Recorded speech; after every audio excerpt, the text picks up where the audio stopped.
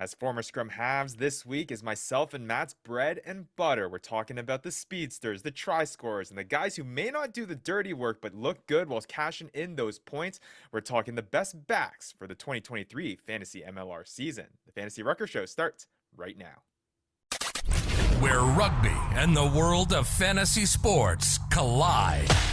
Welcome to the Fantasy Ruckers Show, bringing fantasy rugby to the masses, talking all things rugby from the MLR to leagues around the world. We're on top of it. Headphones on, pads off. This is the Fantasy Ruckers Show. Now, here are your hosts, Ryan Yee, Matt Yee, and Devin Vanderpool. What's up, everybody? This is episode number 51 of the Fantasy Ruckers Show. Thank you so much to our Fantasy Ruckers League members, our community members, and everyone else tagging along on this journey of trying to make fantasy rugby a reality in the MLR. Matt Yee, Ryan Yee here with you as always. And Matt, we got a jam-packed episode, man. We talked about the big boys last episode. It's all about the speedsters, the backs that make it look all pretty on the pitch. We mentioned that at the teaser. It's gonna be a good one here on this episode. Yeah, I mean, like you said, this is our bread and butter. You know, this is exactly where we live. This is where, we grew up in rugby. This is where we learned rugby. Yeah, sure, making tackles, getting into scrum, doing all the dirty work. Yeah, that's fun. But hey, we like the ball in our hands. It is what it is. And we like watching the guys with the balls in their hands too. Yeah, exactly. Phrasing a little bit, but that's all right. We'll leave that where it is. But yeah, we got a jam-packed episode, like we mentioned. We're going to be breaking down the top 5 backs at each of the fantasy positions heading into this 2023 Fantasy MLR season. We're talking scrum halves, fly halves, centers, and the back 3 position. Of course, we're going to give you the overall top 5 as well to round out this this preseason draft prep content that we've been giving our listeners ahead of our draft that we'll be talking about a little bit more here in this episode. We got a whole bunch of announcements, exciting stuff that's happening in our league, some news that's breaking as well across the MLR as well that we'll catch up on. That's of course going to have a fantasy impact. So lots to talk about in this episode number 51. All the celebrations are out of the way, Matt. We talked about hitting episode 50 last week. It's all about moving forward here. We're about 50 more. We're trucking on. Yeah, you know what's better than episode 50 is getting to 51. So we got there, pat on the back. We got 49 to go to the next milestone. And, just like the first 50, it's going to fly by. All right. Well, hey, if you haven't been a part of us for the first 50 episodes, here's your chance to be part of us for the next 50. If you aren't following us already, at the Fantasy Ruckers on Twitter, on Instagram, on all social media channels, Facebook. Give us a subscription down there below. If you're watching on the YouTube channel, subscribe on wherever you listen to podcasts as well. And we also have a Discord community that's starting to blow up a little bit. Ryan, I told everybody, man. I told everybody. I said, hey, it's going to start blowing up. We got people joining. We got new people in. We got more conversation going on. We got, a little bit of everything, a little bit of fun, a little bit of, rugby news. We got it all. So if you're not in there, you're missing out. Absolutely. So yeah, you check out the link is down below to join that Discord community. Lots of talk going around about MLR and also, of course, fantasy MLR as we approach this 2023 season. And we mention it every single episode as well. You want to be following on all those channels. You want to be in that Discord chat as well, because that's where we're going to make the announcement. Whenever we can bring fantasy MLR to the general public, we're going to make the announcement there. So make sure you're following there. Make sure you're keeping an eye out. No promises for this upcoming season, but we're telling you, we're putting in the work right now to make this a reality, like we said at the top of the show. So the grind doesn't stop. We're continuing to work out this fantasy MLR thing. We're trying to bring it to you all. And again, you'll be all first to hear on all those different channels, and we're super excited for when that time comes.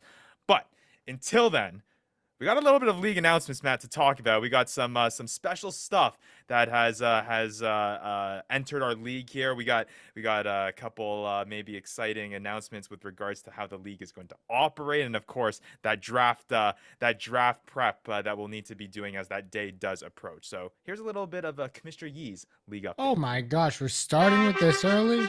Come on now.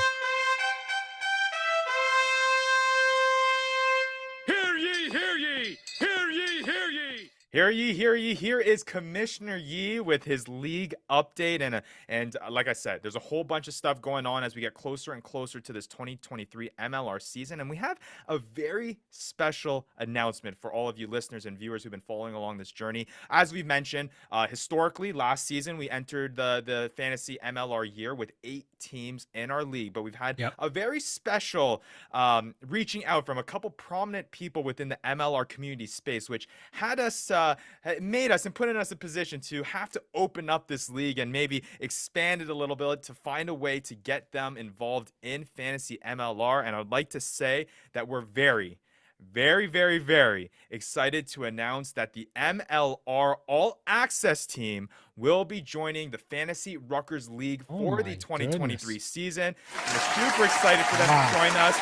Their goal is to hopefully implement a whole bunch more fantasy MLR content as part of their stuff that they put on a weekly basis. So we hope to kind of join that effort and helping fantasy MLR become more of a prominent thing when it comes to the league. So they will be joining the league. And of course, we have to have an even number, Matthew. You can't have a fantasy league with you are the only person that hypes this as much as, anybody, any fan of the MLR. You talked about this with the MLR league, with the Giltinis and the Gilgronis. Now you're so happy that we have an even number.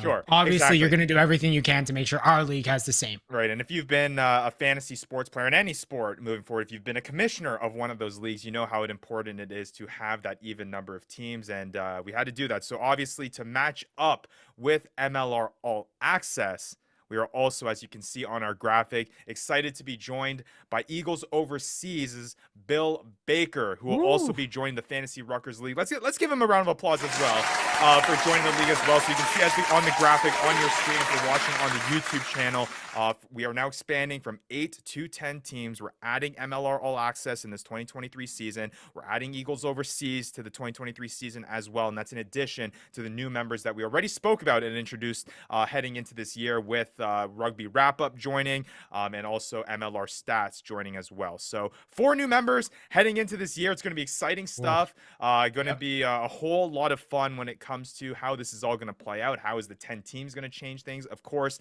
the announcement of having an increased number of stats, which we are going to be talking about in a little bit here as well as part of our league updates, is a big part of it. But it's going to be exciting to see how this all plays out, especially with having the prominent members like MLR All Access, like Eagles Overseas, like Rugby Wrap-Up, like MLR Stats, who are so prominent in the MLR community. It's going to be fun to see how they duke it out here in the fantasy world. I'm not too keen on this poop emoji, Ryan.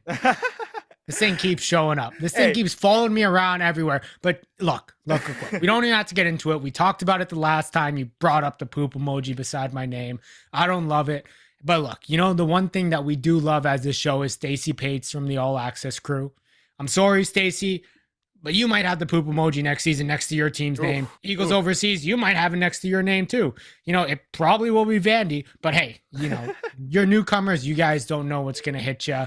At least, there's four new teams. That's 4 chances where I'm going to have 1 year of kind of vet status over them. So we'll see how it goes. Right, I'm not going to have that poop emoji next year, right? I guess. Promise you that. Big talk there. Big talk for a guy that finished last in our 2022 Fantasy Ruckers League. Obviously, in your mind, you got to earn your stripes. So these new members will definitely have something to prove heading into 2023. If you're watching on the YouTube channel, of course, you see the graphic. But if you're listening on our podcast, we put up the same graphic a couple of weeks ago with the announcement of the new members.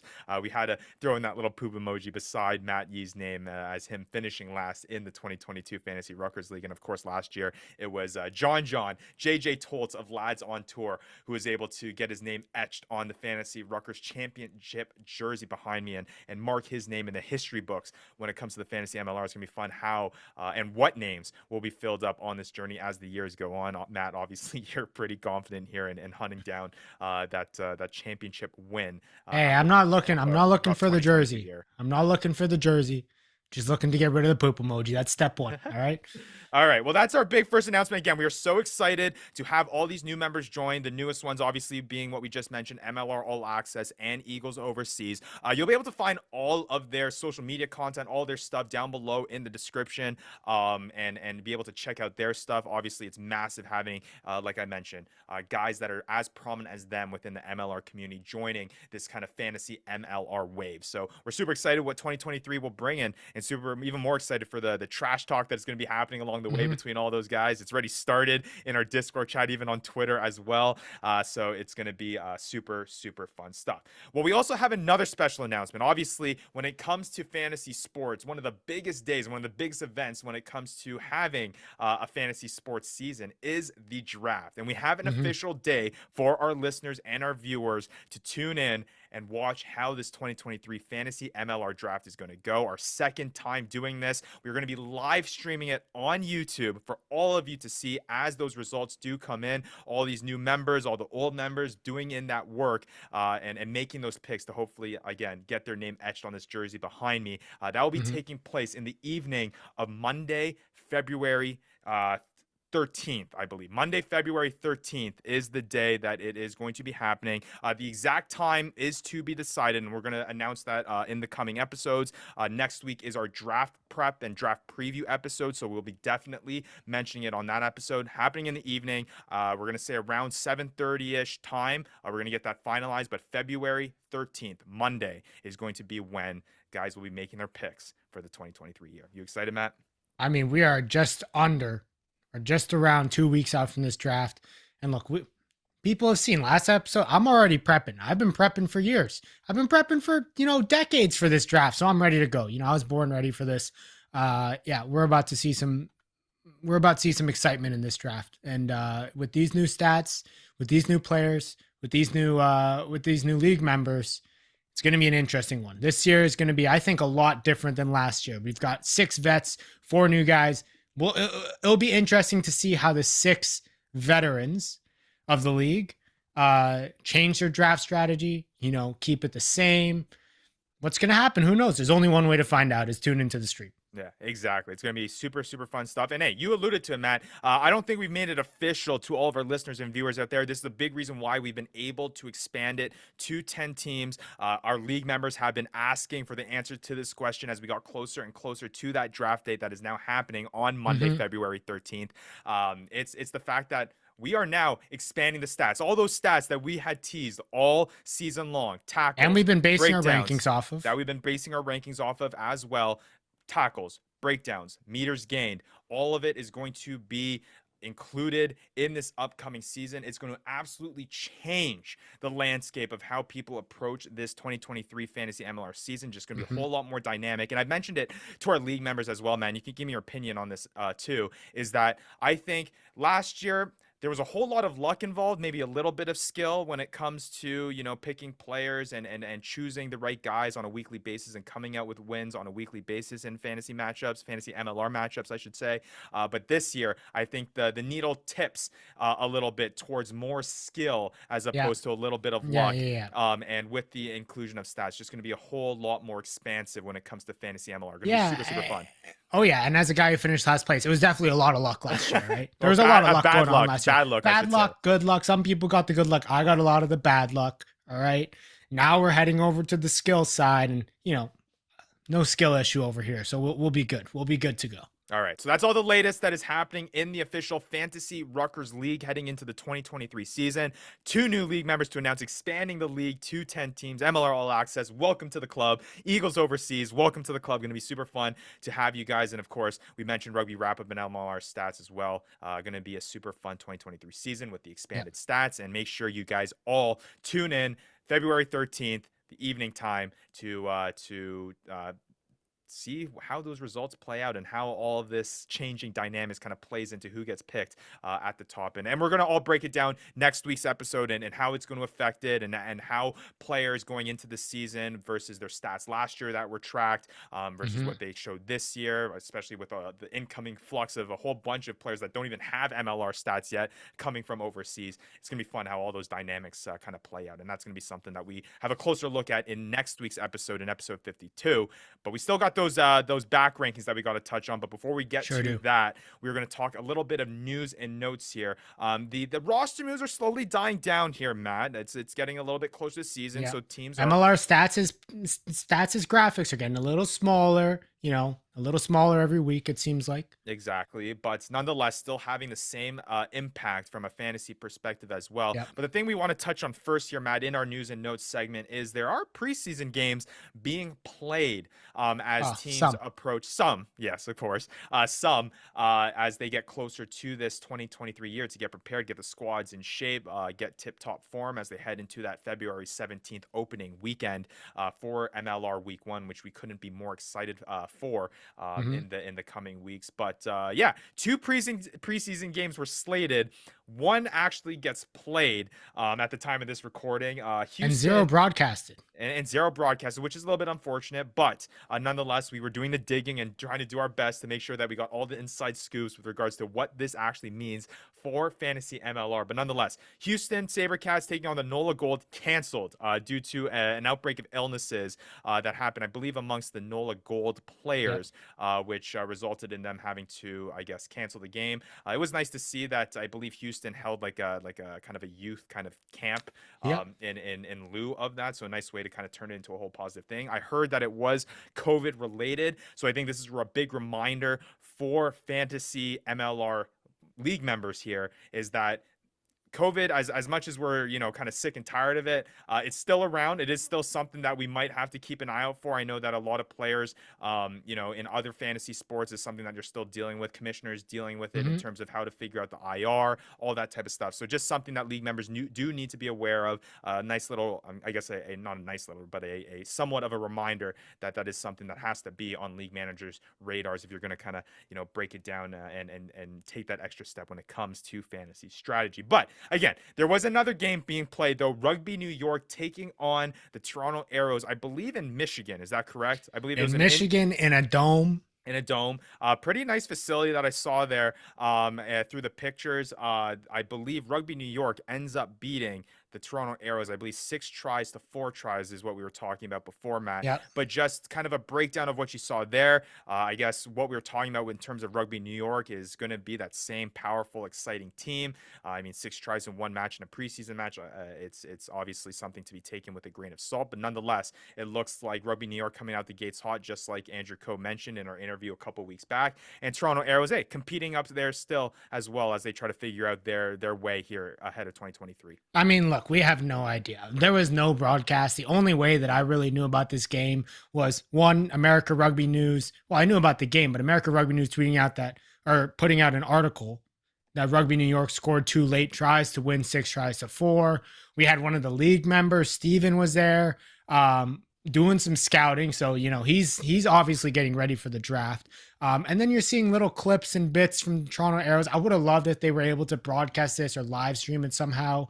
But yeah, I mean, we got a small glimpse from the Toronto Arrows content team or media team putting out what that backline might look like. You saw a little glimpse of Fabian Goodall. You saw Shane O'Leary in there. You saw a little bit of that little set piece off of Mall work to a try for the young fullback Kieran Breen. It's we got to see a little bit. I wish we could have seen more. I'm hoping some of these next preseason matches kind of allow some more views onto the team. I know that at the fantasy league managers will definitely love to have a little insight into who's playing what, how they're playing, what form the guys are in. But yeah, that's really all I've got there. But I think it's no surprise that we kind of saw Rugby New York picking up where they left off last season with another dub. We'll just have to kind of figure out a way. Steven can be kind of our resident, I guess. Why didn't he pick up the camera? Michigan. He could have easily just started streaming from his phone. I don't for the know. Rest of the people. You know about rights and all those types of things. We don't know, but hey, maybe there's a plan in place that we got to put where we have regional coverage. People in their regions being able to go out and give us the inside details if they're not videotaping it. Maybe jotting down notes for the good of the entire Fantasy Ruckers League. But then again, at the same time, Steven's putting in the work, getting in that. He's keeping secrets over there, getting that early scouting in with Rugby New York and the Toronto Arrows. So I'm not too sure if he's willing to share that information, anyways. But nonetheless, it was cool to kind of see the first MLR preseason action taking place, which just kind of gets our taste buds going for this MLR 2023 season. So super exciting stuff.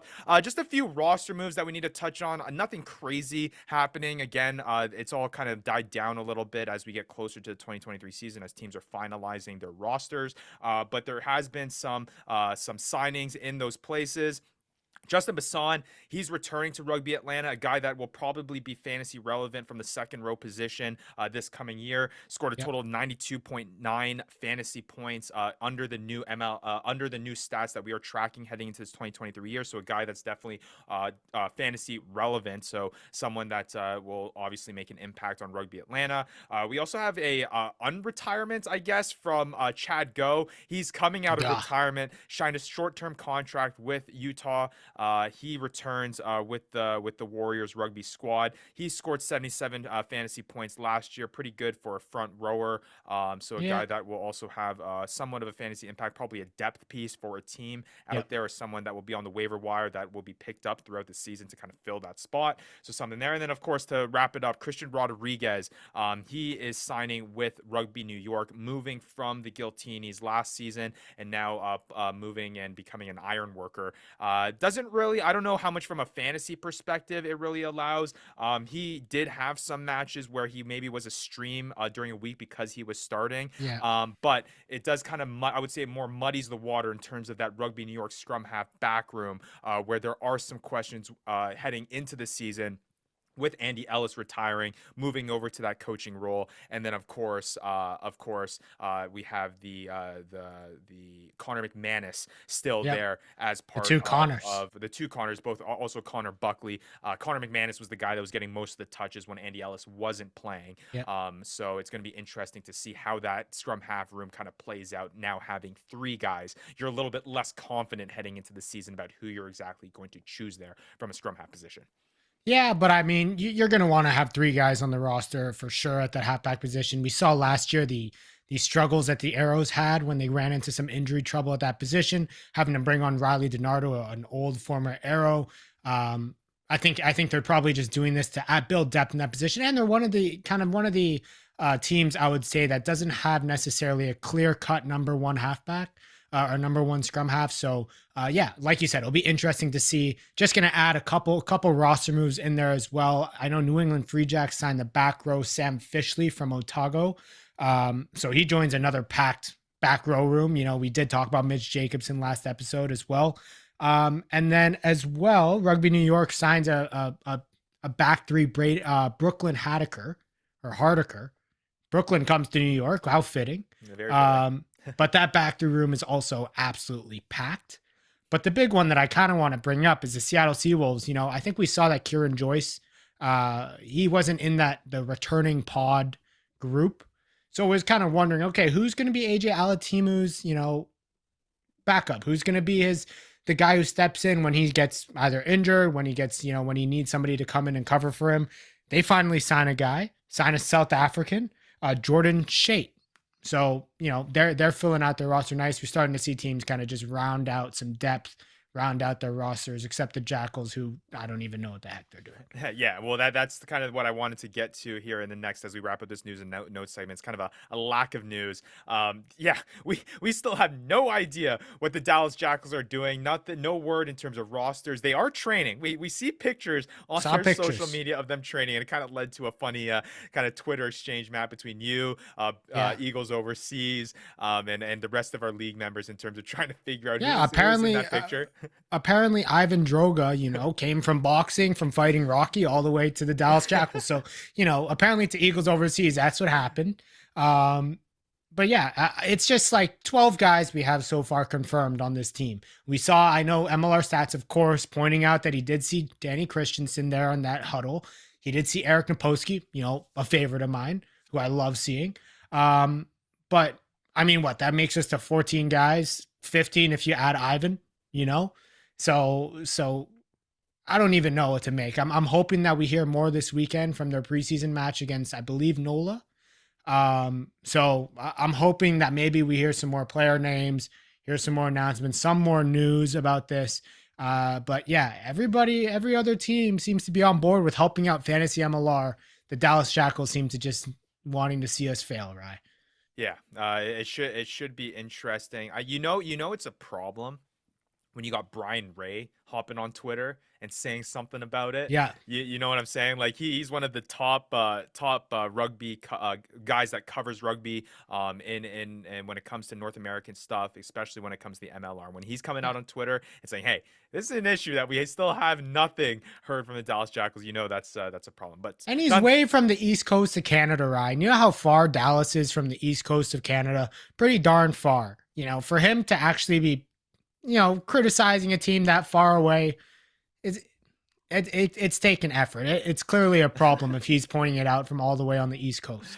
All right. Well, hey, that's our news and notes segment, of course. Lots of things that will have a fantasy impact heading into this 2023 year. Again, into the good stuff. A lot of the things that Matt mentioned. It's a lot of depth pieces that are coming in. Obviously, that's going to have a bigger impact if some of those positional rooms aren't as, I guess, solidified, like Rugby New York Scrum half room, as opposed to, let's say, the Fly half room in Seattle. Kind of differing, the different perspectives there when it comes to how you'll approach those situations. But yes, the time that all of our listeners and viewers have been waiting for is now time to get to our top 5 back positions heading into the 2023 Fantasy MLR season. And of course, as former scrum halves, Matt and I, we're obviously going to start off with the position that we think is the most vital on the field. No bias at all there. No chance. Maybe not the most fantasy relevant, as we're figuring out with the points, right. but you can't just look at that. Look, we're short, we're feisty, and we're vital to the field. We're vital to the team. All right. You can't get anywhere without us. Yeah, absolutely. All right. Well, let's go in here and start breaking it down. Let's pull up the graphic and start off with those top 5 scrum halves heading in to this 2023 season. And hey, you look at our rankings, Matt and my rankings here. Pretty close. And like we mentioned, when it comes to the scrum half position, at least my opinion here is that they're not the biggest point generators, like you just mentioned, Matt. This is a position that you're really just looking to fill. But when it comes to this, we talked about opportunities to score points. So I'm looking at availability when it comes to the scrum half position. So let's break down. Let's announce our top 5s here, and then we'll go down each on the list and kind of break down why we slotted those players at those certain positions. So for me, my top 5 scrum halves heading into the 2023 Fantasy MLR season: Danny Tusitala, number 1 with Old Glory DC. JP Smith of the Seattle Seawolves at number 2. Luke Campbell, a new face here of the MLR with NOLA. He slots in at number 3. I believe that is my first player that I put in my top 5 that hasn't played in the MLR. I didn't have any in my my forward position, top 5 forward positions. Didn't have the guts like you did, Matt, to throw one of those guys in. But nonetheless, Luke Campbell in there at my 3rd best scrum half from a fantasy perspective heading into 2023. Ross Brody of the Toronto Arrows at 4, and John Poland at number 5. Matt, why don't you give your top 5 to the people? Yeah, I have a feeling you were kind of just looking over. It's like when we were doing a test and you're just peeking over to my sheet of the paper, just checking to see what I was writing down. So I got the same top 3, right? We got Tusitala, JP Smith. Of course, I was calling it a few weeks ago when the signing announced. Luke Campbell's obviously going to be up there. Different second, last 2 though. 4th, I got Nate Oxberger. You can't forget about him. He didn't play half the season. Can't forget about him. And then I got Ross Brody there sitting at the 5 position. Yeah, no, it's pretty close there. But for me, and you can tell me what you think here, Matt, is between 1 and 2, and you could even probably throw 3 in there, but I'm not quite there yet because obviously we haven't seen Luke Campbell play. But the tier drop when it comes to Danny Tusitala, JP Smith, and then those picks in that 4 and 5 position, it really for me was a tough toss up between trying to pick between Brody, Poland, and Oxberger heading into this 2023 year. So I do believe that Danny Tusitala and JP Smith are a step ahead when it comes to a fantasy perspective at the scrum half position. So let's talk about it. Let's talk about why Danny Tusitala is our consensus number 1 pick heading into the 2023 year. For me, again, I'm talking about availability. Most 80-minute plus minutes, most games where he played the entirety of the 80 minutes with 8. The only other guy that really was up there in comparison was Harrison Goddard. I believe he had 9 80-minute plus finishes, but he's obviously not in the MLR anymore, going overseas and using the MLR as a stepping stone. Attacking 5 70-minute plus games there as well. And he's also a distributor, man, from that scrum half half position, obviously that is what they do, but does it lead directly to try scoring opportunities? The second most try assists by a scrum half in the entire league. And he also played all 16 games. There's only one other player Yeah. that was able to do that, and that was the guy that was in our second position in JP Smith, we'll talk about in just a moment's time. And then on top of all of that, the biggest thing that Danny Tusitala will have as an advantage at this scrum half position for whoever lucky league manager is able to draft him in our 2023 draft is his meters gain. He's not only a guy that can distribute the ball from that scrum half position, he's a guy that is an attacking threat, and that's a huge advantage to have at the scrum half position where you don't often see that among the other players across the league.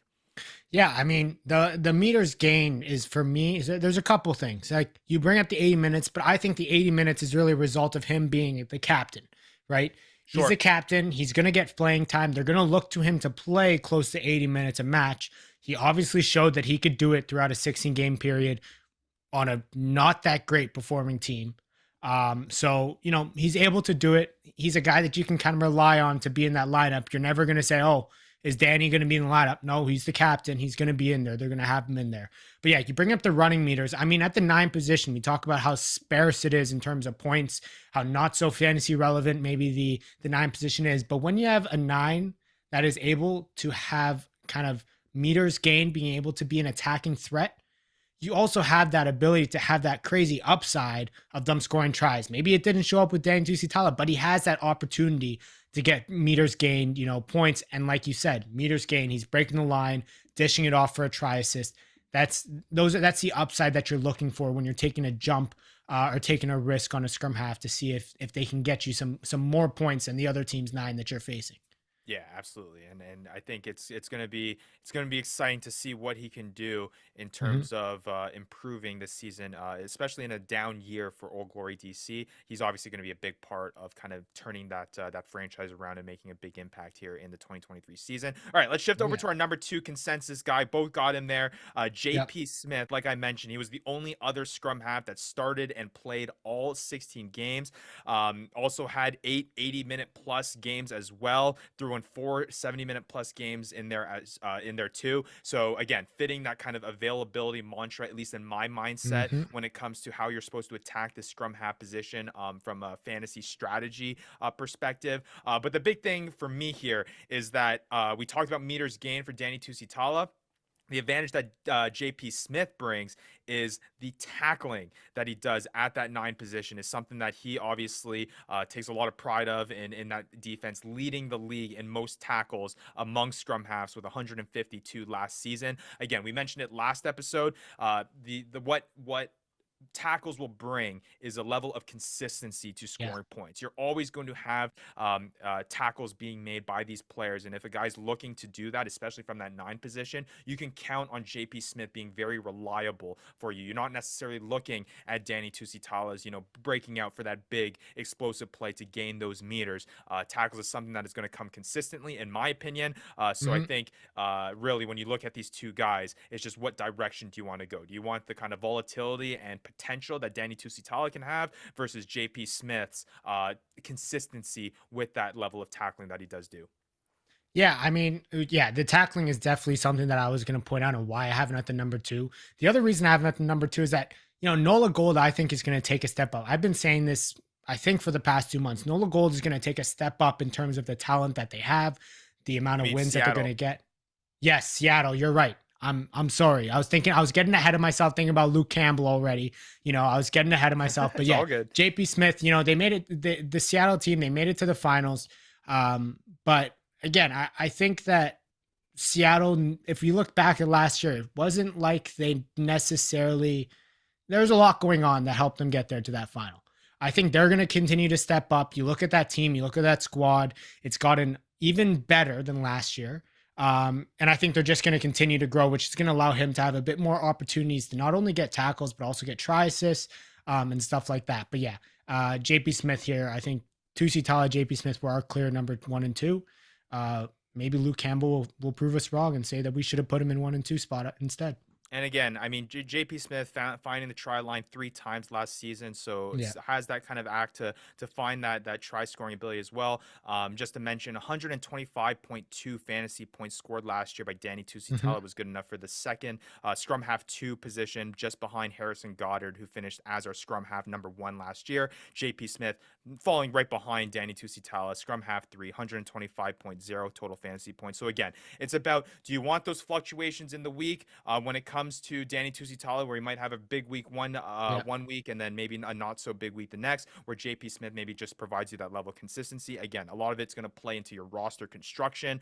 We mentioned it last week about how if you go volatile in one position, you may want a little bit of consistency from another position. So really going to make an impact in terms of the other picks that you're making in your draft Yeah. with regards to what The other, what type of 9 you're picking. yeah. The other thing though I'll bring up is that, the fact that he has AJ Alatimu at that first 5, at that 10 position, at the fly half position, I think it also helps, as a 9, Ryan, we know that having a 10 that helps manage the Yep. game really helps you perform a bit better. Him having one of the top fly halves in the league, based on last season, is definitely going to help that offense and him kind of continue to excel. And we know that they have that combination that they're used to having, which means that we can expect something similar this year as well. Yeah, absolutely. No, that's no question. I can definitely confidently say that AJ Alatimu, that he's one of the best fly halves in the league, if not the best right now, especially with the departure of Bodine Waka. It'll be interesting. But there might be a 10 though on All Glory DC that you might not mind as well. That Danny Tusitala would be pretty happy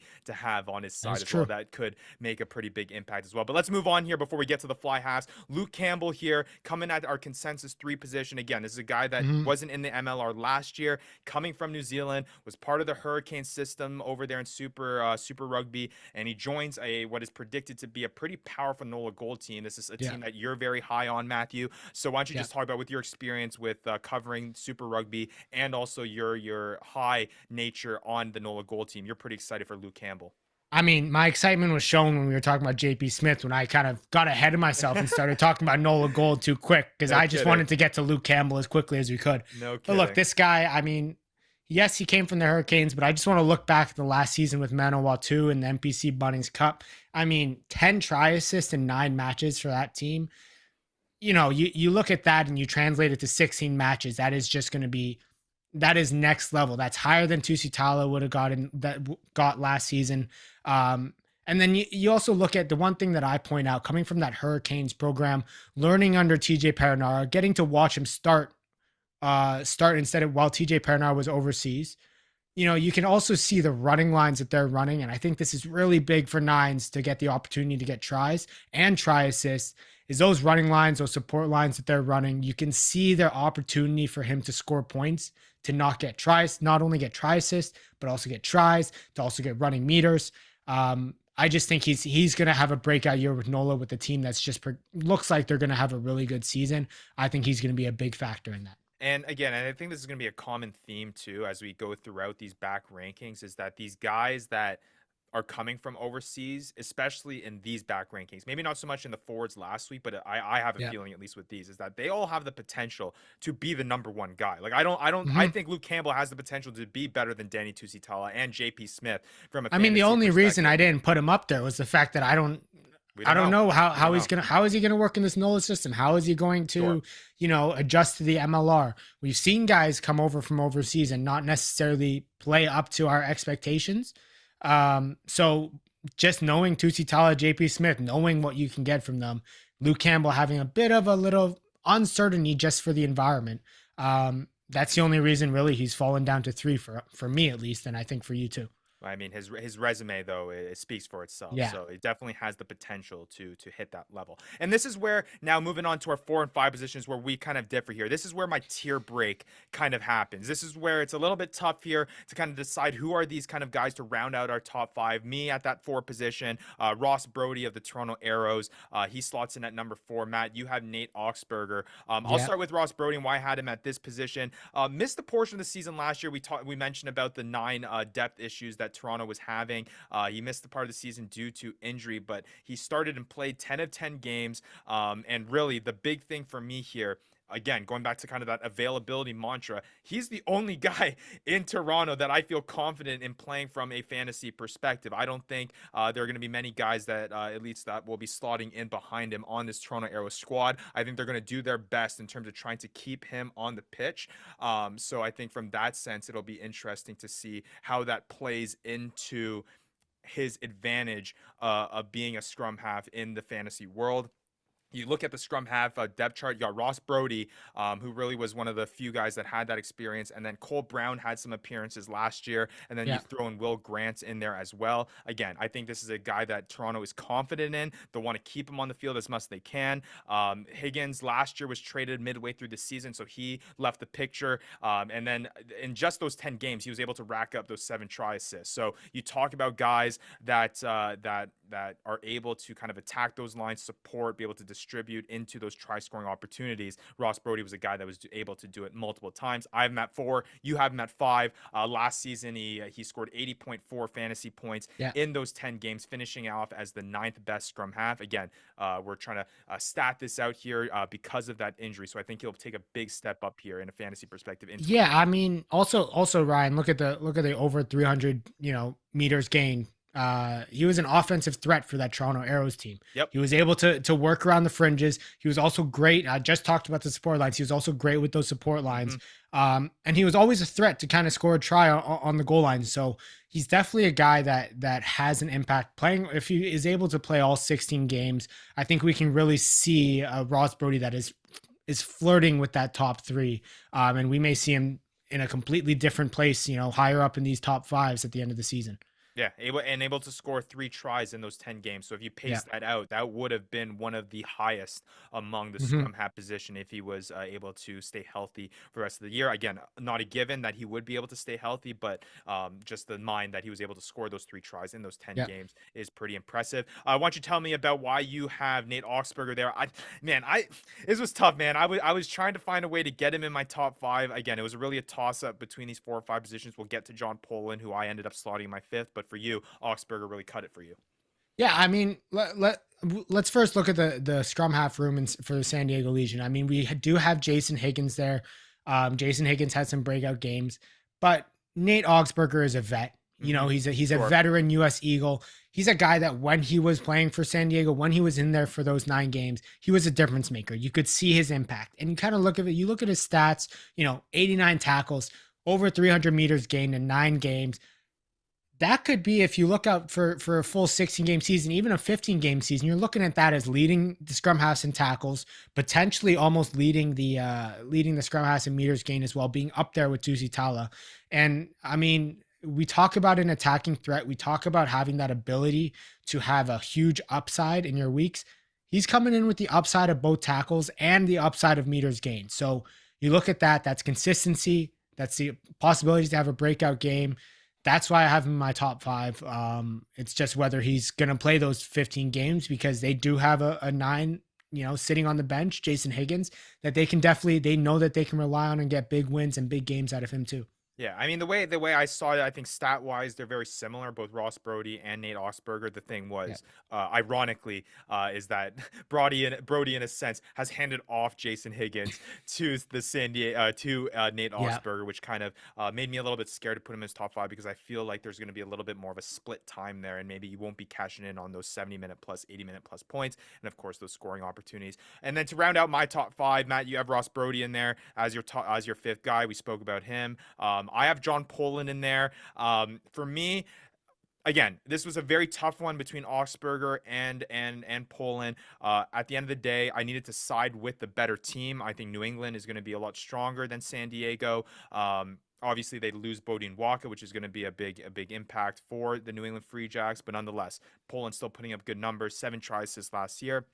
And what really cut it for me, and similar to what we mentioned about JP Smith about the consistency level, and it's going to be back to kind of that whole idea of what do you need from a roster construction standpoint for your fantasy team. Big time tackler, man. Second most tackles among scrum halves. You're going to get consistent points from John Poland, which is something that, regardless of how the game is going, he's going to score you points. 139 total tackles behind JP Smith's 152. And obviously he finished as the scrum half 4 score last season with 103.6 fantasy points, as opposed to Nate Osberg, who finished the scrum half 7 at 85.1. Again, Osberger dealing with injury during the season, which kind of diminishes that point, similar to Ross Brody.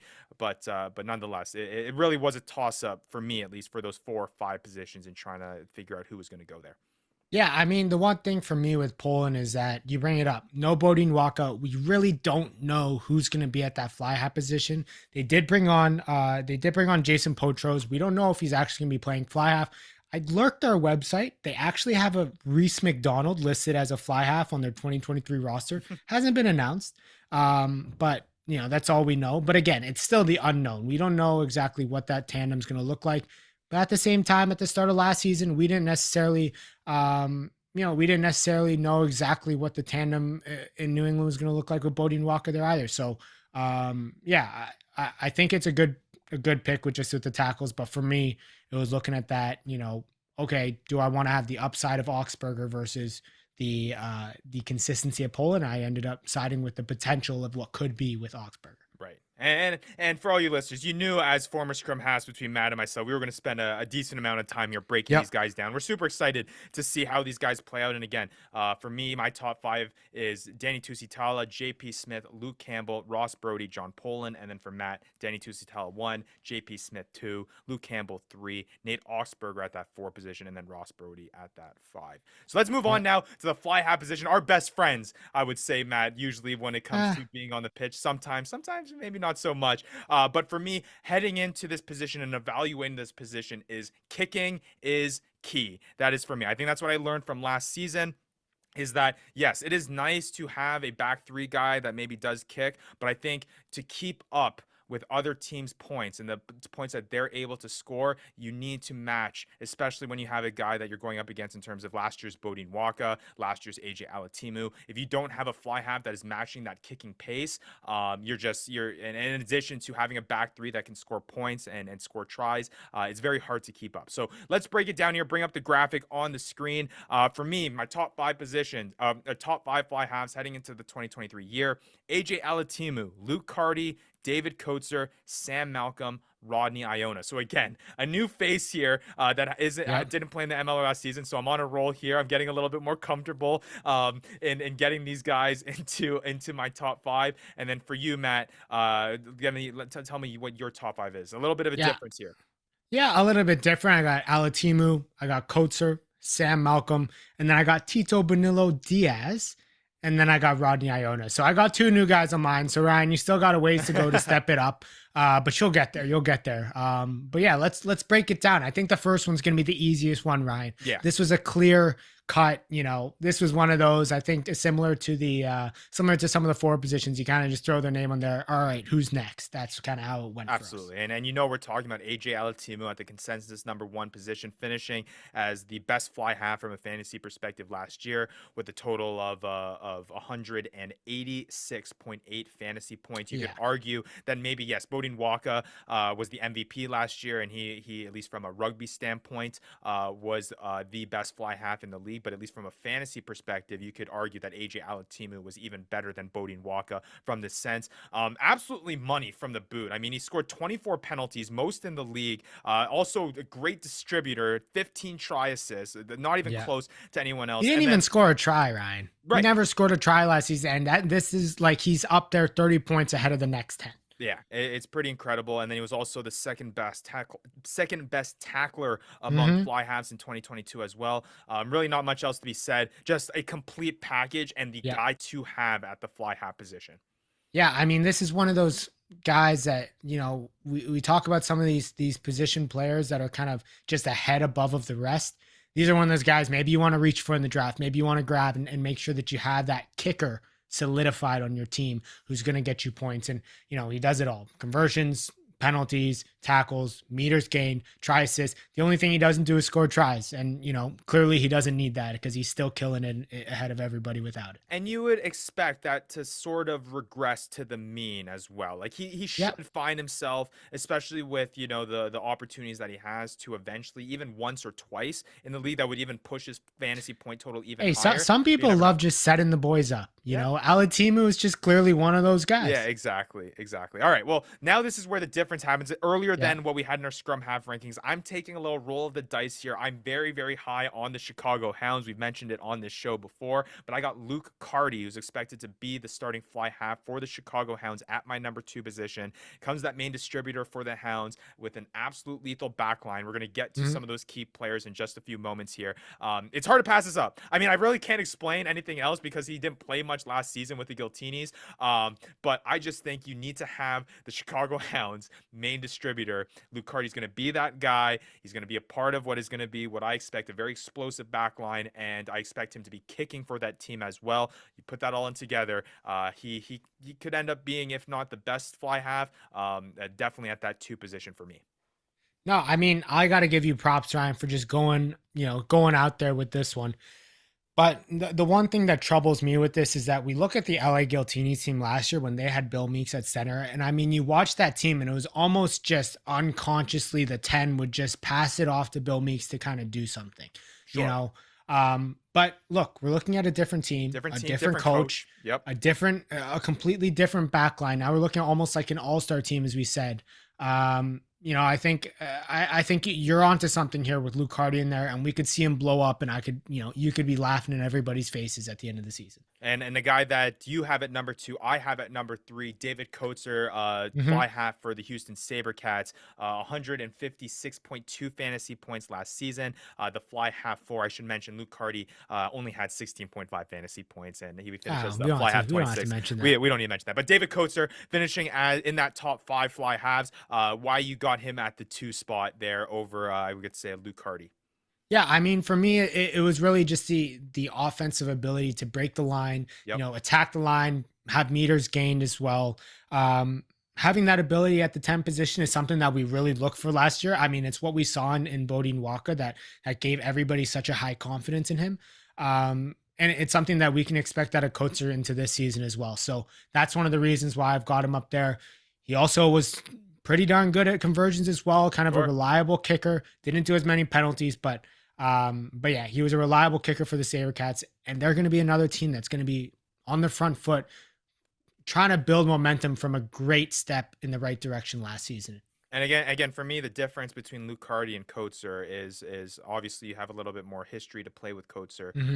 But I mean, I just think Chicago is going to be a better team than the Houston SaberCats. Fair enough. Really putting that, making the difference maker for me. Again, you mentioned it, the ball carrying ability. Most ball carry meters for fly opposition, 658 total meters. Again, most of them among the fly halves. Third most assists, third most tackles. So almost like a poor man's AJ Alatimu when you add a little bit more ball carry meters. So it comes really an all-around package when it comes to that. Hey, Coetzer scores the tries though. That's true. That is true. All right. Shifting now over to the 3 spot for me. Four spot for you.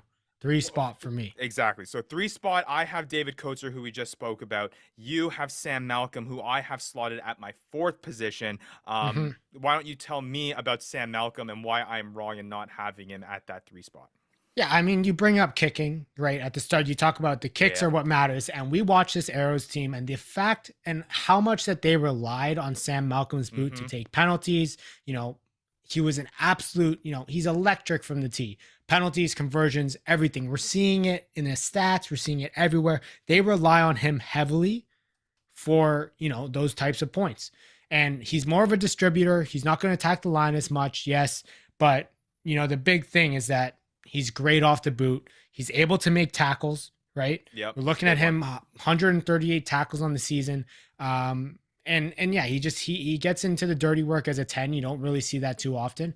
Tackles, kicks, that's something that you love to see. That's why I've got him at my number 3. Oof, that was a good ride. Yeah. And I'll just add to that, again, I think he makes up for that lack of scoring ability with that tackling. We talk about the consistency, the most tackles at that fly half position. So if there's a guy that you want on a little bit of a saver side, hey, maybe the Sam Malcolm is the guy that is the guy for you because he's confident at those kicks and because he's able to tackle as well. Something that isn't going to change whether you're winning or losing the match. It's gonna remain consistent, at least from a relative standpoint, moving forward throughout the season. Yeah, and I will mention, it also, I don't think just having the 22 penalties that he kicked just as a number really suffices. You mentioned they really demanded a lot of him, and this guy was hitting a lot of kicks from a whole bunch of different places. So to see that and have a guy like that on your team, it's a huge threat. I mean, the Arrows took penalties from they every chance they could get to go for goal, they went for goal like every time. So it's just if that's in their game plan, if that's what they're relying on, then that's somebody that you can clearly rely on to get you kicking points throughout the week. All right, and now at the 4 spot where I had Sam Malcolm, you have a brand new guy who's Oh making yeah. his first appearance in the MLR, and let me say the guy's name because I think I love this guy's name. Okay. Yaquin Tito Diaz Bonilla. He is going Oh to yeah. be joining Old Glory DC, and he's the guy that we kind of alluded to before to be that pairing with Danny Tusitalo could be a big Mhm. advantage. So why don't you tell me why he's at your number 4 spot? I mean, look, Argentinian international, having experience in the Premiership, watching some of this guy's tape. Yes, I'm watching film, I'm watching tape. Yeah, you watch some of this guy's tape, just someone similar to Sam Malcolm, an absolute elite distributor of the ball, not going to attack the line as much, not going to break the line as much, has the ability to, but is really going to get you all those points in penalties, in conversions, somebody that you're going to be able to rely on. Again, like Sam Malcolm, you're going to be able to rely on to get you points off the boot. And that's why I got him at number 4. We talk about how we're looking at kickers. We're looking at, how many points that can they get you when they're designated as your kicker. And I think he's going to be one of the guys that is going to be relied on for penalties, going to be relied on to and be an absolute like pinpoint with the conversions on a DC team that, again, like all the other teams, is continuing to improve, was able to score points last year. And I think with this improved backline is going to continue to be able to score points this year. All right, let's shift over to the 5th position now, Matt, is Rodney Iona. We both have him at that 5 Yep. spot of the NOLA Gold. Again, we mentioned how excited we are for this NOLA Gold team. I think that Mhm. plays a big part of Rodney Iona slotting in there. Samoan international, whole bunch of experience, played with the Brumbies. For me, if he can just replicate what Robbie Coleman was able to do last season, and in addition to all that experience that he has, and you would expect with a guy like that, just is able to navigate around the field a little bit better and maybe be a more effective player from a fantasy perspective as well. He could be a steal at the number 5 position. And again, could be one of those guys that we're looking back on, could be among the top 3 guys when we talk about AJ Alatimu and David Coates, those types of names. I think Rodney Iona is a guy that people need to look out for. Yeah, I mean, like when I was watching Rodney Iona, the big thing that pointed out to me was the fact that he wasn't scared to get into tackles. He wasn't scared to kind of get his hands dirty, but he also wasn't scared to kind of attack the line and break the line as well. So you look at those two things, you think about an AJ Alatimu, you think about a David Coates, a guy who's able to attack the line, a guy who's able to defend as well, getting you that consistent points and having score trying opportunities. I think Rodney Iona, again, like you said, going onto a NOLA Gold team that is only looks like they're going to improve this year. I think we're going to see a big season out of him. All right, so just to recap for our listeners, my top 5 is AJ Alatimu, Luke Carty, David Coates, Sam Malcolm, Rodney Iona, and Matt's top 5, AJ Alatimu, David Coates, Sam Malcolm, Yaquin Tito Diaz Bonilla, and Rodney Iona. So pretty interesting there. Again, the fly half position is going to be a vital position. It's going to be interesting to see where people place that value coming up in this draft on February 13th, I should say. It's going to be really interesting because obviously this is a position that handles the ball a lot, will get scoring opportunities in terms of fantasy points, whether that's try assist, kicking opportunities, even try scoring opportunities when you throw that in there as well. Should be pretty interesting. All right. You want to shift over to the position that we think is going to be the most vital heading into 2023? Yeah. Let's do that. Let's move over to the center position because we believe, especially when breaking down, if you have been following along through the time that we've been breaking down these new stats throughout this offseason, you know that this position, kind of like the back row position amongst our forwards, is going to be a position that you'll want to have one of these top tier guys at. Going to be massive with the new stats. If you're a fantasy football player, I'm going to relate this position to the running back position, where this is the guy that's going to have the ball a lot. They're going to run with the ball a lot, and then they're going to throw in try scoring opportunities in there as well. So yeah, centers are going to be huge, I think, for this upcoming season. Again, we'll break that down more and kind of our thoughts about that in our draft preview episode. Yeah. Let's talk about the guys that we think are going to be the top 5 players. For me, top 5: Bill Meeks, JP Duplessis at number 2, Teorangi Walden at number 3, a new name there. So I'm keeping the consistent of having, like I said, getting comfortable with the whole new face of at the MLR in my top 5. LaRue Milan at number 4, and then kind of a sneaky pick here that we both kind of agree on. Number 5, Luritz Vanderskiff of the Houston SaberCats, rounding out my top 5. Matt, your top 5 heading into this year. Yeah, I mean, easy, similar top 2 is Bill Meeks, JP Duplessis. I've got Will Leonard at that 3 position, Luritz Vanderskiff at that 4 position, and then I got Tay Walden sitting at the number 5 position. A little less confident as you, but hey, we'll get to that point. Ryan, I don't even think we need to even get into Bill Meeks that much, because I think it's everything that needs to be said has already been said on Twitter, on MLR News, with him being, back of the year. Gained. Yeah, back of the year. I think everything has been said about him. And he joins the Chicago team, like we mentioned throughout this episode, that is expected to be very explosive. I'm just going to list it out for you, and then we can move on here to JP. Unquestionable best player among backs. I mean, both from a fantasy perspective and from an MLR perspective. We mentioned he was named the best back of the year for the MLR. Most meters gained with over 1,500 meters. Second most try assists, top 4 in tackles. And then he throws in addition to those tackles on the defensive end, 6 breakdown steals, which is also something that is massive when we add that to our stat category. And I think that's what really put him above JP Duplessis from a fantasy perspective, was his ability to get into the breakdown and steal that ball and be able to cause those turnovers. Also only 3 tries last season too, so there's even room for him to grow even more, which is pretty nuts to think about. But again, like you mentioned, not much to be said about Bill Meeks. He is the unquestionable number 1 center, if not the number 1 back, which we'll maybe allude to here when we show our top 5 in just a bit. But yeah, a great, outstanding player. Super excited to see what he does in this 2023 year. Let's move to our consensus number 2, JP Duplessis. Again, I think he is kind of like a Bill Meeks, a lower end Bill Meeks, without that distribution advantage and without that defensive end advantage. Doesn't have the breakdown steals, not as many try assists. Again, still had a lot of meters gained, so he has that explosive ability coming up the center of the pitch. 1,531 meters total. Most tackles also amongst all centers too. So when you throw that in and talk about consistency, not even just relying on those big breakout plays, JP Duplessis is a guy that even if you miss out on Bill Meeks, you're not mad about having JP Duplessis on your roster. Yeah, I mean, the only thing that I'll say, I think you pointed out everything there, but I think all these stats get heightened by a better NOLA goal team this year. Having more go forward ball always helps the center position, because they're going to be able to catch teams on their back foot and be able to make more meters gain and have more try scoring opportunities.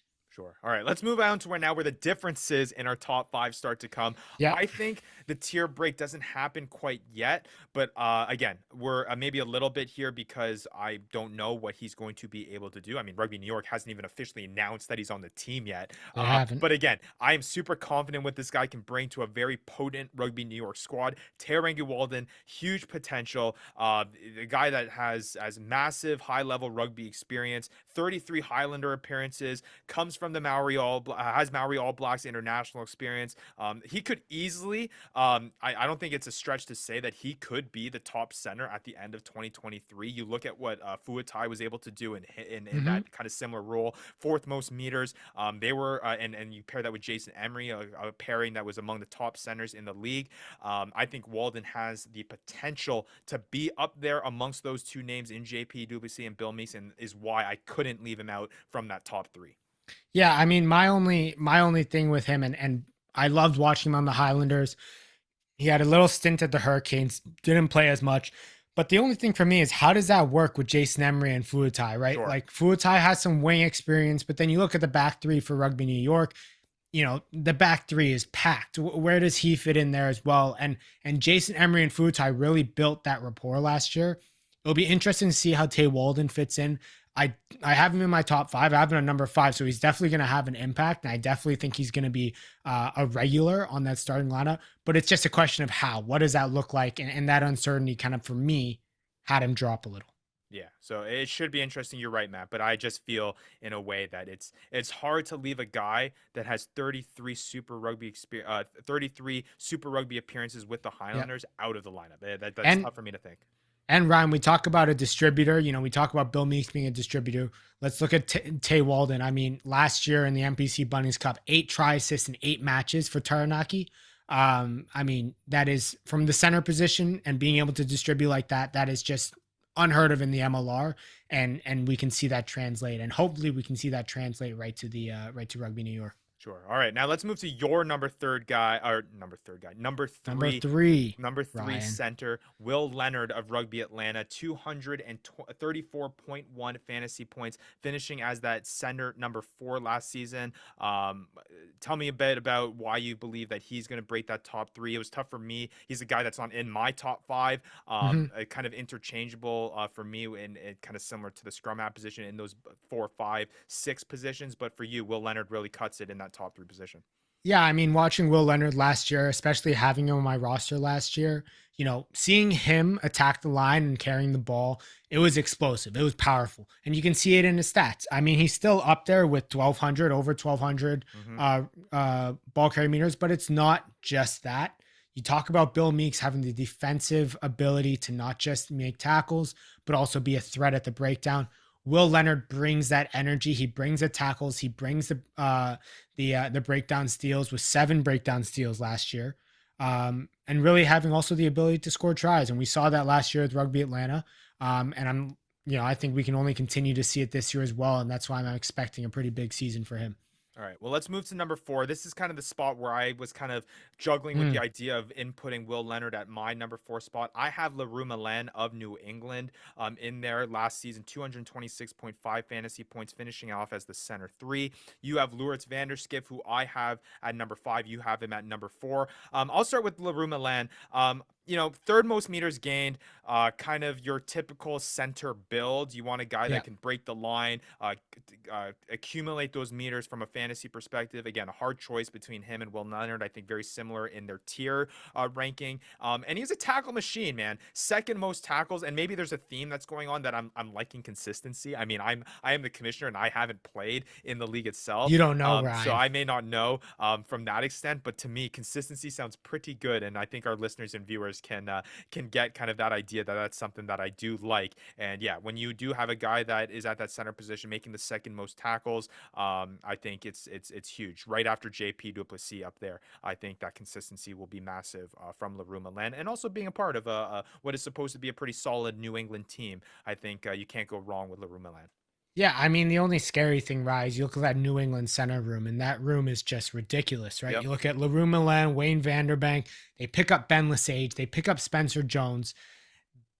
Who starts? I don't, that's a really difficult decision for me. That's the only reason why I said, hey, I'm staying away from that New England center room, because that looks like it's going to be a lot of stress and uncertainty going into each week. Yeah, no, that's a great point. And Matt, you have Lourdes Vanderskip there at number 4, who I have at number 5. Lourdes Vanderskip, not a guy that was, I guess, for the entirety of the fantasy season really present. I do remember that he was a big time pickup throw midway through our season last year. JJ. John picking him up, 119.1 total fantasy points, finishing off as the 19th best center in the league with our new accumulated stats. He's a guy. Why don't I let you explain it? I mean, you have him higher ranked than I do. Why don't you? Yeah, why are you trying to steal my thunder over there, Ryan? I mean, look, all I got to say is 7 tries, 7 matches. Like, that's all you need to say. The way that he ran the ball for Houston was ridiculous. He was an absolute monster and a physical specimen when he touched the ball. I think the big thing, though, is you mentioned 119 points in 7 matches. You just look at that and what that's going to look like across a full season. There's so much potential, and the ceiling is so high that you just kind of, that's up there with 240 points on the season, right? Like over 240 points. And that's right up at Bill Meek territory. So it'll be interesting. And I think this guy is kind of one of those upside guys that both of us looked at him and said, well, 7 matches, what we saw was a stud, and we just want to see that over a full season. Yeah, absolutely. And I will add that, kind of to add to your point, is that he does pass the eye test. He ran hard. He ran hard last Yeah. season, and just watching that and getting excited about that, it's always fun to kind of see guys that have that kind of X factor ability. So Yeah. pretty The eye test is usually, Ryan, if they carry the ball to a point where I'd say, I wouldn't want to tackle him. They I mean, pass the eye it's test. kind of funny, man, because it sounds like these Houston SaberCats have a lot of guys that kind of pass the eye test. I mean, I put Hanko Yeah. Gramicious up in my top 5 That is true. for back row positions, and he passed my eye test. So I think I might Oh, be I tuning think into. maybe Ryan, our eye test isn't very good because I don't think we Well, tackle very many people. fair enough, fair enough. So to us, if any, yeah, we're often the guy that's getting run over by Lawrence Vanderskip type players and Hanko Gramicious type players. Yeah. So we're just holding on for dear life. That is a good point. But and then again, to round out your top 5, I have Lawrence Vanderskip at 5. You have Tay Walden there at your 5. We talked about those guys. So to wrap it up in a nice bow, I got Bill Meeks at 1, JP Duplessis at 2, Tarangi Walden at 3, LaRue Milan at 4, and Lawrence Vanderskip at 5. Matt, you got Bill Meeks at 1, JP Duplessis at 2. No changes there. Will Leonard at 3, Lawrence Vanderskip at 4, and Tay Walden at 5.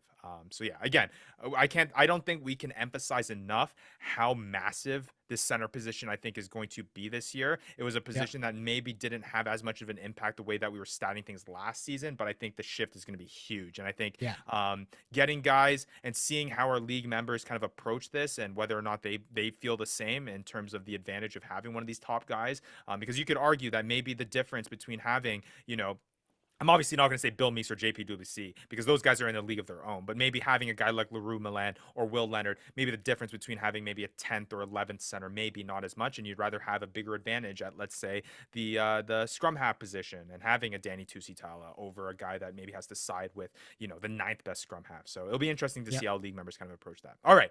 You want to go to the back 3? I call this section the go big or go home position. I call it the Ed Fidow section. Because I think that this is going to be an interesting one in terms of how league members approach this whole strategy when it comes to the back 3. We'll show the graphic up on the screen for our viewers, and our top 5, or I should say my top 5 heading into this 2023 season at that back 3 position is Ed Fidow at 1, Duncan Matthews at 2, Penny Lasaka at 3, JP Eloff at 4, and 5.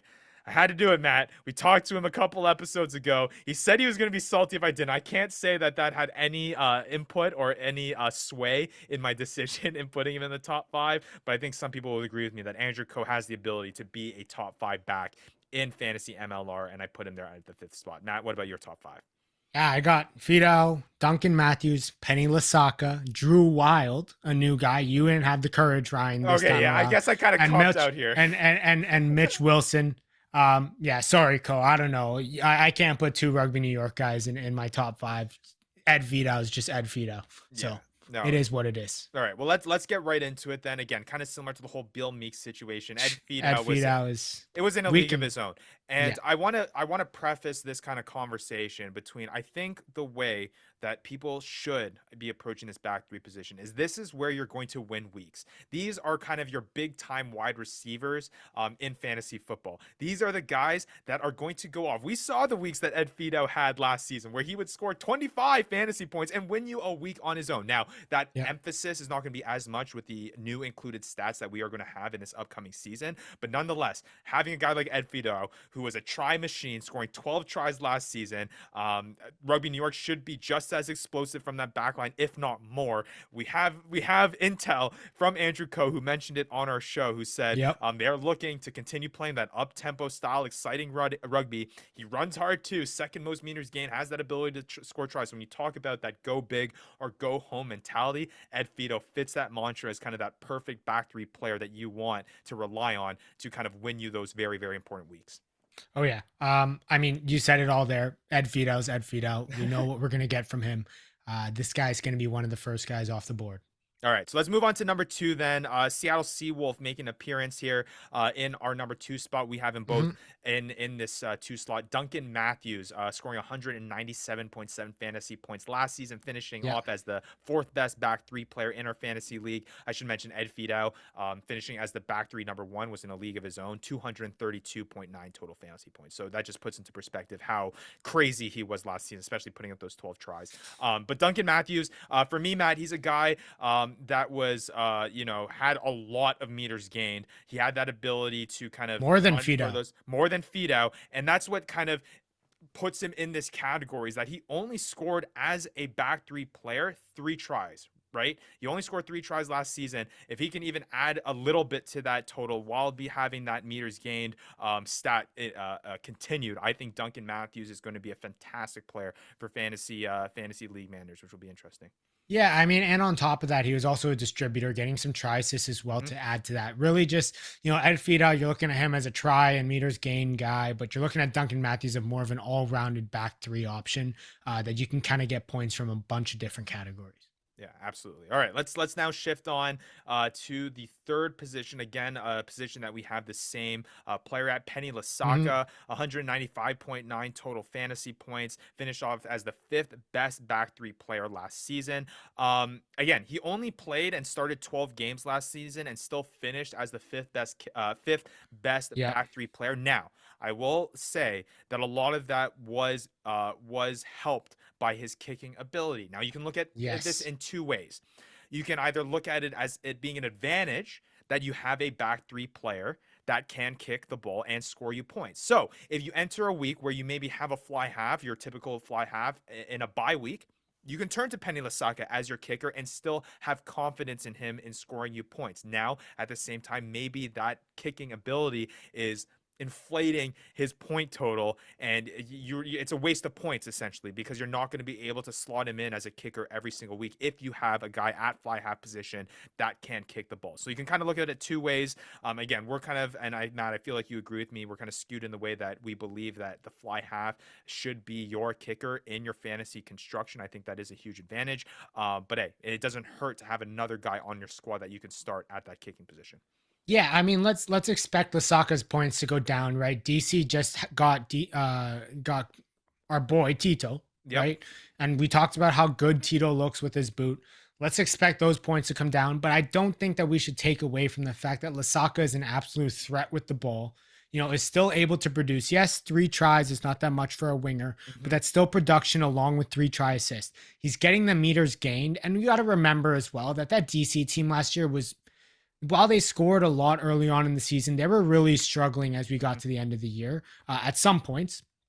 They also did have some of the highest scoring games. So, it kind of works both ways. But yeah, I mean, let's see Lasaka have a bit more of an explosive offensive impact. That's what I'm going to see or expecting out of him, and which will make up for the fact that he's not going to be probably, you know, getting points off the boot this year. Yeah, and again, to kind of add to that, again, a lot of meters gained, 5th most among back 3, so he still Mhm. has that ability. Didn't score as much last season. I should correct myself. It was Duncan Matthews scoring 4 tries last season, but nonetheless, again, kind of puts it into perspective that these guys in the 2 and 3 spot have that ability to grow even further, and I guess even hyperbolizes how crazy Ed Fidow's 12 try season last year was. So Yeah. again, Ed Fidow 1, Duncan Matthews 2, Penny Lasaka 3 for Matthew and myself. No changes there. This is where the changes start to begin. For me, I have JP Eloff in kind of the similar perspective in which I had Lucardian. I want to get the guy on the Chicago lineup that will be scoring tries. Chicago is going to score a lot of points this season, and I think JP Eloff, the former NOLA goal player, is going to benefit from that. You look at the Chicago Hounds back 3 room, the biggest name there is JP Eloff. He's the one with the most MLR experience, the one that's been the most successful in the MLR. He's explosive. I expect them to put him into a position where he is going to be in those try scoring opportunities. He only had 1 try last season and still, he finished as the 20th best back 3, 126.3 fantasy points. Again, a lot of room for improvement. I think him moving to the Chicago Hounds is going to be a big part of that, and I think that's going to push him up into this top 5. Yeah, I mean, especially with the back three position, it's tough to not go with the guys that are on high performing teams. And with a Right. back line like that, I mean, you can expect line breaks to happen. You can expect there to be go forward ball, and wingers back three, they love go forward ball, and that's where they really make their money. Absolutely. And for you, Matt, you got Drew Wild, a new Yep. MLR face, sticking with the theme, Houston Sabercats. Hmm. Tell me about Drew Wild and why you think he's going to break that top five. Yeah, I mean, look, he played 10 games in the MPC Bunnings Cup for Manawatu, 10 try assists and 3 tries in 10 games.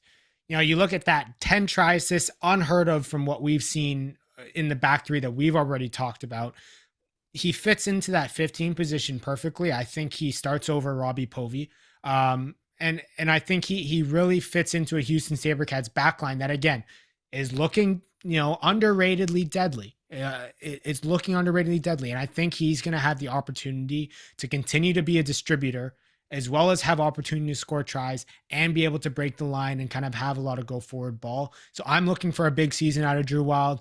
He had a big season with Manawatu. He was their clear choice first option at 15. He's going to be the clear choice first option for Houston, and he's going to just take that throughout the entire season. Yeah, should be interesting. All right. And now number five, I got Andrew Cohen. Let me tell you why, so that the viewers and listeners don't think I'm just playing Homer here to a guy that's You're obviously just playing Homer. a friend of the show. But I just got to mention the performance he had in the playoffs last season.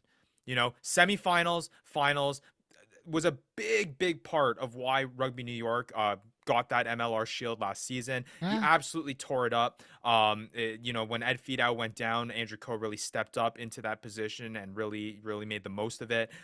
He only had 5 tries last season. I say only, I mean that's still quite a bit, but as a back three player, as part of an explosive Rugby New York backline, I expect that to go up.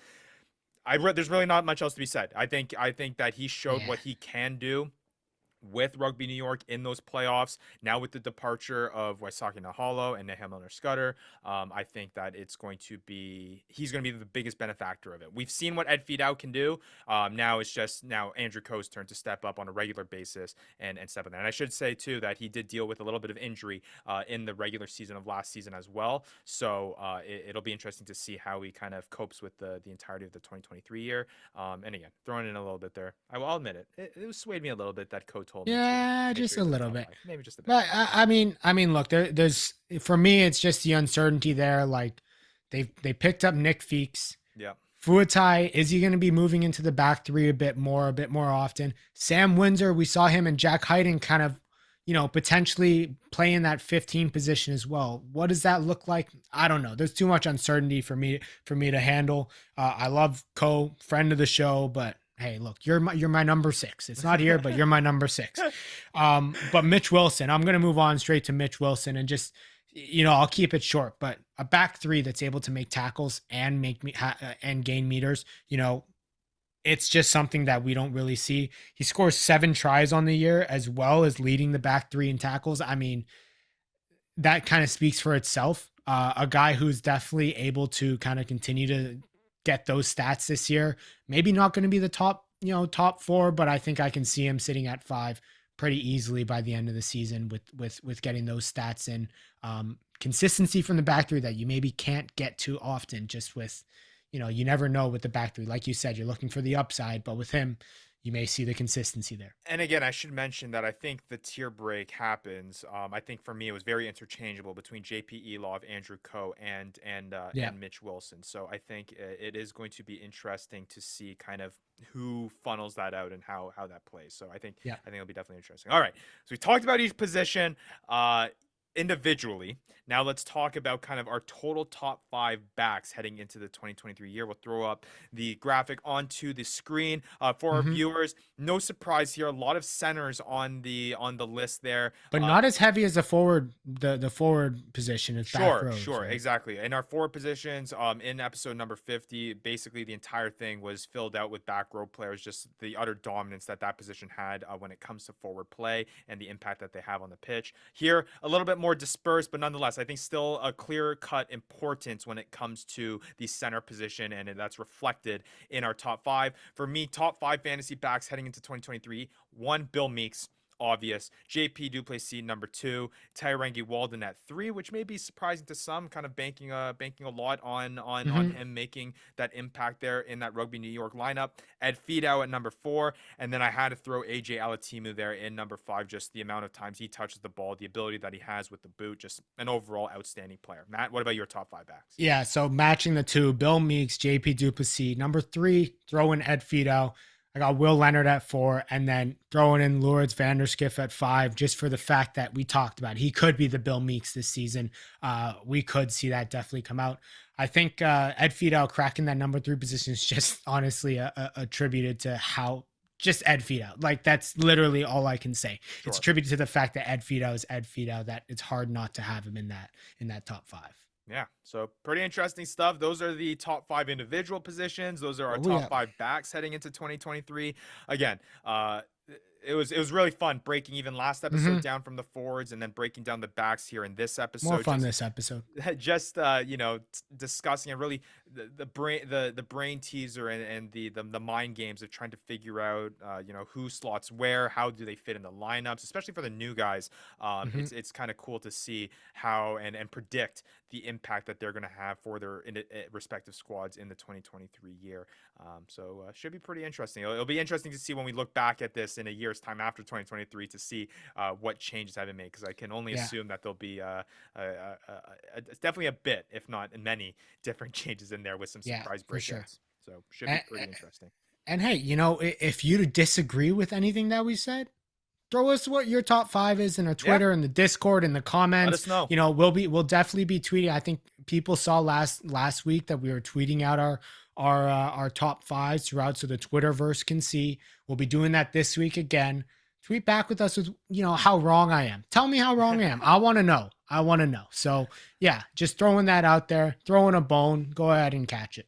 All right. Well, hey, like Matt said, make sure you're following us there at the Fantasy Ruckers on Twitter, Instagram, on those social handles. We'll send out these top 5 picks onto those channels, and you'll be able to converse with us on what you think, you agree with, what you don't agree with. It's a lot of fun communicating and, interacting with the fantasy MLR community. Next week, Matt, it's all about the draft now. I mean, we've given our league members the framework. We've told them who we think are going to be the top 5 guys. But the interesting thing about this draft is not every team is going to have every single top 5 guy. There's only 5 of them in each of the positions. You're going to have to pick and choose which players and positions are important to you in your roster construction that we've been alluding to all episode long. And that's what we're going to do next episode. We're going to break down that whole strategy, from a positional standpoint, from a roster construction standpoint, talk about what to expect, the format, all of that. We're going to really break down the nitty gritty and talk about how league members should be approaching, whether they agree, not too sure, but how we think they should be approaching this draft that's upcoming in under 2 weeks' time on Monday, February 13th. Yeah, I mean, take it or leave it. I'm going to be providing my honest input. Whether you want to take it, you take it or leave it. When you say that, it makes it even more fishy. You know that, right? Hey, that's up to the people to decide. Look, all these top 5s, all these new guys, what are you going to do? You going to take that advice? You going to leave that advice? It's your decision, honestly. I'm just doing it for the people. All right. Well, I think that's a good way to end the episode. Again, please give us a follow. We really do appreciate it. Again, we appreciate all the support that's been happening over the course of this journey of trying to make fantasy MLR reality. We're super excited for MLR All Access to be now a part of the Fantasy Ruckers League. Eagles Overseas now a part of it as well. So to interact with even more prominent members of the MLR community is super exciting stuff for us. We could never have imagined that it would have grown to this size and this notability as quick as it has. And it's been a super fun project for myself, Matt, and of course Vandy, who's probably grinding away right now in that new promotion that he has on his day-to-day job. So super fun stuff. And yeah, if you enjoyed what you heard here, there's gonna be a lot more, I should say, content coming out throughout the season. You'll be able to finally track our league, and the way that you're gonna know about that is by giving us a like, subscribe here on the YouTube channel, subscribe wherever you get podcasts, and you'll be able to hear and listen to us all season long with Fantasy MLR content. All right, for Matthew, for Ryan, we love you guys. Thank you so much for supporting us, and we will see you next week for our draft preview episode. Miss you, Vandy. You've been listening to the Fantasy Ruckers Show, bringing fantasy rugby to the masses, covering everything rugby from the MLR and beyond. We hope you enjoyed the show. Make sure to like, rate, and review, and be sure to tell all your friends. We'll be back soon, but in the meantime, connect with us on social media at the Fantasy Ruckers. Till next time, this is the Fantasy Ruckers Show, signing off.